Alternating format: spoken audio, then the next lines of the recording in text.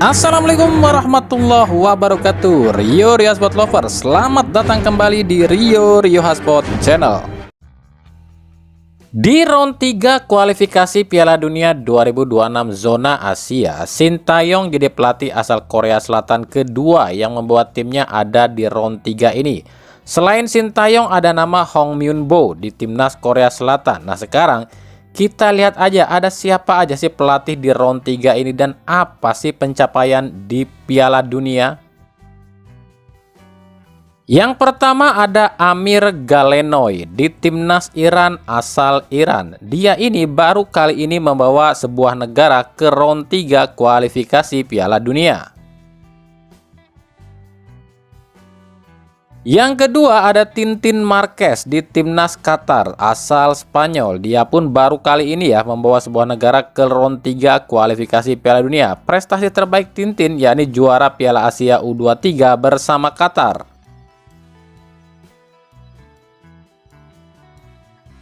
Yang ketiga Srevko Katanek di timnas Uzbekistan asal Slovenia. Pencapaian terbaiknya adalah penyisihan babak grup di Piala Dunia 2002 bersama timnas Slovenia. Berarti dengan ini dua kali ya mencicipi ajang yang namanya Piala Dunia, meskipun kali ini baru sebatas kualifikasi ya. Yang keempat Paulo Bento di timnas Uni Emirat Arab asal Portugal. Pencapaiannya di babak grup Piala Dunia 2014 bersama Portugal dan juga babak grup Piala Dunia 2022 bersama Korea Selatan.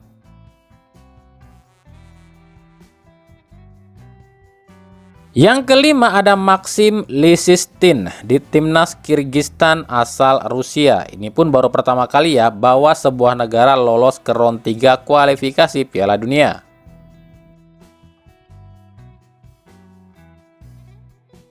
Yang keenam ada Shin Yong-nam di timnas Korea Utara asal Korea Utara. Dia pun sama baru kali ini bawa negara ke round 3 kualifikasi Piala Dunia.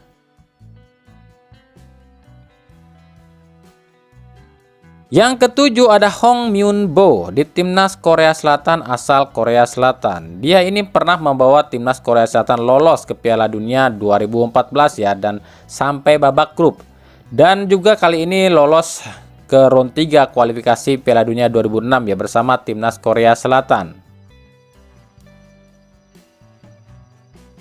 Yang kedelapan Jesus Casas di timnas Irak asal Spanyol. Dia ini pernah membawa timnas Spanyol sampai babak 16 besar Piala Dunia 2022. Tapi sebagai asisten pelatih timnas Spanyol ya. Jadi untuk sebagai pelatih kepala ini baru pertama kalinya Jesus Casas membawa sebuah negara ke round 3 Piala Dunia. Yang kesembilan Jamal Selami di timnas Jordania. Dia pun baru kali ini ya membawa sebuah negara lolos ke round 3 kualifikasi Piala Dunia. Yang ke-10 ada Jaroslav Silhavi di timnas Oman asal Ceko. Dia juga baru kali ini bawa sebuah negara ke round 3 kualifikasi Piala Dunia zona Asia. Sebelumnya Silhavi ini tuh pernah ikutan ajang kualifikasi Piala Dunia 2002 bersama timnas Ceko. Tapi kala itu timnas Ceko yang dilatihnya gagal lolos ke putaran final Piala Dunia 2022. Yang ke-11 Makram Daboub di timnas Palestina asal Tunisia. Dia pun sama baru kali ini bawa sebuah negara lolos ke round 3 kualifikasi Piala Dunia. Yang ke-12 ada Rui Bento di timnas Kuwait asal Portugal. Sama, dia pun baru kali ini bawa sebuah negara lolos kualifikasi round 3 Piala Dunia. Yang ke-13 Hajime Moriyasu di timnas Jepang asal Jepang. Ini adalah salah satu pelatih yang juga sudah kenyang pengalaman di Piala Dunia. Ada di Piala Dunia 2014 membawa timnas Jepang ini di babak grup ya. Terus juga Piala Dunia 2022 lolos 16 besar. Jadi dengan ini total sudah 6 kali dia ini membawa negara Jepang ini memasuki round 3 kualifikasi Piala Dunia zona Asia ya. Yang ke-14, Graham Arnold di timnas Australia asal Australia. Dia pun sama ya, baru kali ini bawa Australia lolos round 3 kualifikasi Piala Dunia zona Asia. Sebab sebelumnya Graham Arnold ini cuma pelatih timnas Australia U23. Yang ke-15, Roberto Mancini di timnas Arab Saudi asal Italia. Nah, ini adalah pelatih terunik di round 3 ini. Kenapa unik? Mancini ini adalah satu-satunya pelatih yang paling terkenal dari seluruh tim peserta di round 3 ini. Tapi pencapaian Mancini bersama timnas sebuah negara tak secemerlang bersama klub ataupun tak segemerlap nama dia sebagai pelatih. Jika bicara soal Piala Dunia, Mancini ini sudah beberapa kali loh ya membawa timnas atau membawa negara di ajang Piala Dunia, tapi cuma sampai kualifikasi aja loh ya. Di tahun 2018, Mancini itu melatih timnas Italia, tapi timnas Italia gagal lolos ke putaran final Piala Dunia 2018. Begitupun di 2022, Mancini kembali ditunjuk sebagai pelatih timnas Italia dan lagi-lagi gagal membawa timnas Italia lolos ke putaran final Piala Dunia 2022. Alias 2 kali Mancini ditunjuk sebagai pelatih timnas Italia, 2 kali pula Italia nggak main di Piala Dunia. Untuk di benua Asia sendiri, ini pertama kalinya Roberto Mancini membawa sebuah negara lolos round 3 kualifikasi Piala Dunia. Nah, kita akan tunggu apakah kutukan Mancini ini akan kembali berlaku pada Arab Saudi yang juga gagal lolos ke putaran final Piala Dunia. Yang ke-16 ada Dragan Talajic di timnas Bahrain asal Kroasia. Ini pun baru pertama kali membawa sebuah negara lolos round 3 kualifikasi Piala Dunia. Yang ke-17 ada Branko Ivankovic di timnas Cina asal Kroasia. Mungkin namanya nggak terlalu terkenal ya, tapi di dunia Piala Dunia dia ini sudah cukup berpengalaman. Salah satu pelatih yang sudah pernah atau malang melintang di Piala Dunia loh ya.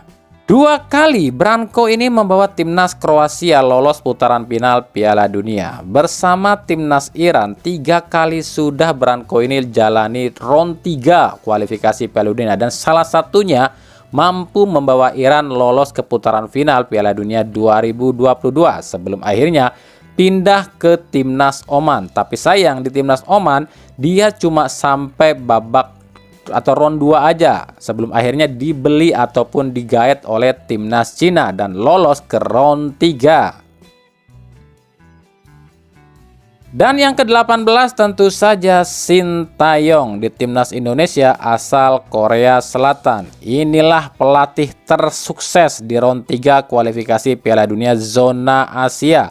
Sebab cuma Sintayong satu-satunya pelatih di round 3 ini yang pernah membawa sebuah negara sampai ke perempat final Piala Dunia, yakni 2018 bersama Korea Selatan. Jadi jika ditotal, Sintayong ini sudah 6 kali loh lewati yang namanya round 3 kualifikasi Piala Dunia, dengan catatan 5 kali sebagai asisten pelatih dan 2 kali sebagai pelatih kepala, dan 1 diantaranya mampu tembus ke perempat final Piala Dunia. Maka wajar meskipun Indonesia ini dianggap remeh oleh tim-tim lain di round 3 ini, tapi faktanya FIFA menganggap timnas Indonesia ini tim yang paling patut diwaspadai.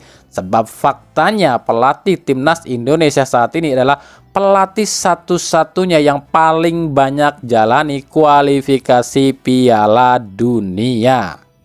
Pertanyaannya adalah, Jika FIFA saja menganggap timnas Indonesia ini patut diwaspadai dengan pelatihnya yang disebut pelatih paling spesial di laga round 3 ini, kenapa ada sebagian orang Indonesia justru ingin Sintayong out? Pada punya otak nggak tuh?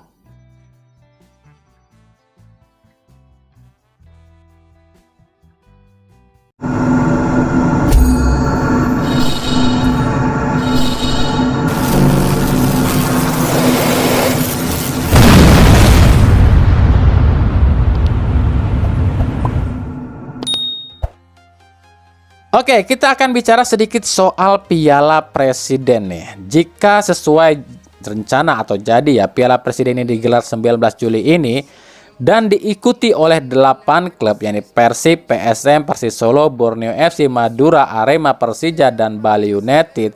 Kita akan intip nih bagaimana sih peta kekuatan tim-tim peserta di Piala Presiden ini, dan menurut kalian siapa tim yang paling tangguh dan paling diunggulkan di ajang ini? Kita mulai di grup A. Jika sesuai dengan apa yang pernah muncul di draft awal, tuan rumahnya adalah Persib Bandung. Persib secara komposisi skuad memang sangat diuntungkan di ajang ini, sebab skuad Persib 90%-nya masih utuh. Pemain asing yang udah lepas pun udah tertutupi dengan datangnya para pemain asing baru. Ditambah Tirondel Pino, jadi Persib sudah punya 7 pemain asing ya. Ya meskipun kita belum tahu nih berapa sih jumlah kuota pemain asing yang diperbolehkan di Piala Presiden ini. Apakah seperti yang udah-udah yakni 4 pemain asing aja yang boleh main, atau mungkin seperti di liga musim besok ya, yakni 8 pemain asing dengan 6 yang jadi pemain inti dan 2 cadangan. Jika boleh pakai 8 pemain asing ya, Persib diuntungkan, sebab Persib kemungkinan sebelum Piala Presiden ini bergulir, Persib sudah komplit pemain asingnya.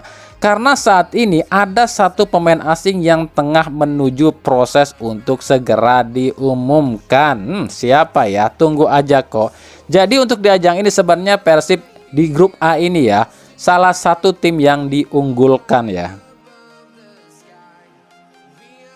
Yang kedua di grup A ini ada PSM Makassar. Kelihatannya sih PSM Makassar ini lagi jomplang ya, lagi kekurangan pemain. Padahal sejatinya PSM udah komplit loh, 8 pemain asing loh musim ini. Bahkan di komposisi skuadnya pun masih 85% skuad yang masih lama loh ya.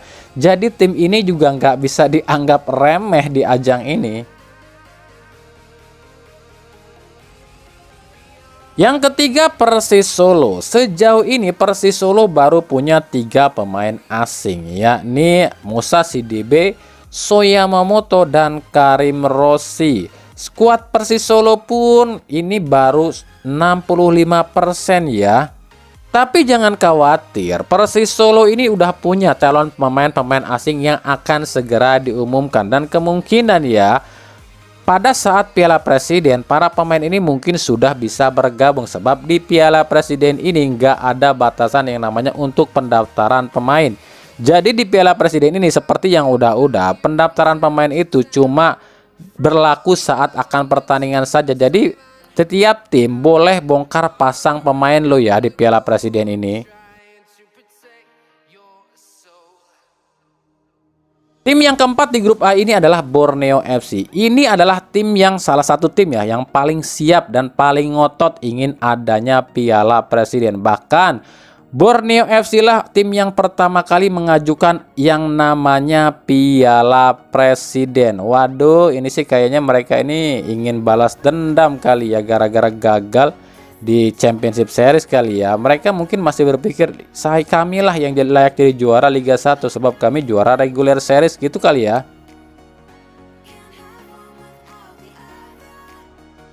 Bagaimana di grup B? Di grup B itu kalau sesuai draft berarti tuan rumahnya adalah Bali United.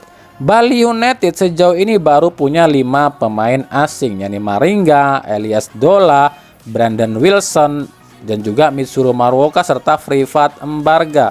Di sisi skuad pun sebenarnya tim ini baru 50% loh ya, sebab tim ini pemainnya banyak yang hengkang. Tapi jangan salah, tim ini sudah mempersiapkan loh ya untuk ajang Piala Presiden ini. Bahkan jauh-jauh hari pelatih tim ini sudah mengatakan akan siap saat Piala Presiden ini digelar. Tim yang kedua di grup B ini adalah Arema FC. Arema FC ini sebenarnya menimbulkan kontroversi ikut serta di ajang ini. Katanya sih karena dia ini juara bertahan makanya diikut sertakan. Tapi nggak tahu lah. Sejauh ini Arema ini udah punya 5 pemain asing ya, yakni Lucas Frigeri, Thales Lira, Choi Bokyung, William Marcelio dan juga Loko Lingoid. Meskipun ya kami tahu lah masih ada 3 atau 4 pemain lagi yang akan segera diumumkan oleh Arema. Tim ketiga di grup B ini adalah Persija Jakarta. Meskipun terlihat tim ini santai-santai saja, padahal faktanya tim ini adalah tim yang paling ngotot untuk ikut di Piala Presiden ini. Coba perhatikan, Persija mempertahankan pemain asing yang ada, cuma ngambil 1 pemain baru aja asing ya. Bahkan Persija pun buru-buru nih kerombak susunan manajemennya dan juga menarik semua para pemain yang akan lepas, hampir lepas ya. Seperti Abimanyu, Hanif Syabandi, Rizky Ridho dan lain-lain yang sempat ikut trial di klub lain ditarik semua demi Piala Presiden ini. Jadi Persija di ajang ini tuh benar-benar siap loh ya. Mereka ini benar-benar fokus untuk jadi juara di ajang ini. Tim yang keempat di grup B ini tentu saja adalah Madura United. Dan ini satu-satunya tim yang paling compang-camping di Piala Presiden ini. 75% skuad Madura kabur semua. Maka dengan itu ketika Madura United ini wajib ikut Piala Presiden, mau nggak mau manajemen Madura United pun gencar minjemin pemain kemana-mana. Jadi pemain-pemain yang masuk ke Madura yang lokal itu semuanya, hampir semuanya ya, itu adalah pinjaman. Madura United sendiri sampai sejauh ini belum satupun pemain asing yang diumumkan. Jadi kemungkinan di awal-awal laga, di awal-awal pertandingan mungkin tim ini akan makai pemain full lokal ya. Sebelum nantinya pemain-pemain asing yang masuk ke Madura United akan didaftarkan menyusul.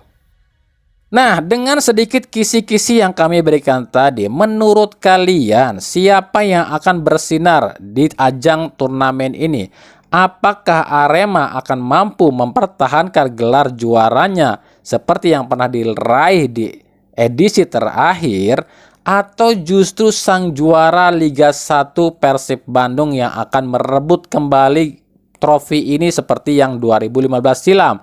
Atau justru 2 tim oranye yang memang sangat bernafsu untuk mendapatkan trofi ini? Nah, silahkan komentar kalian.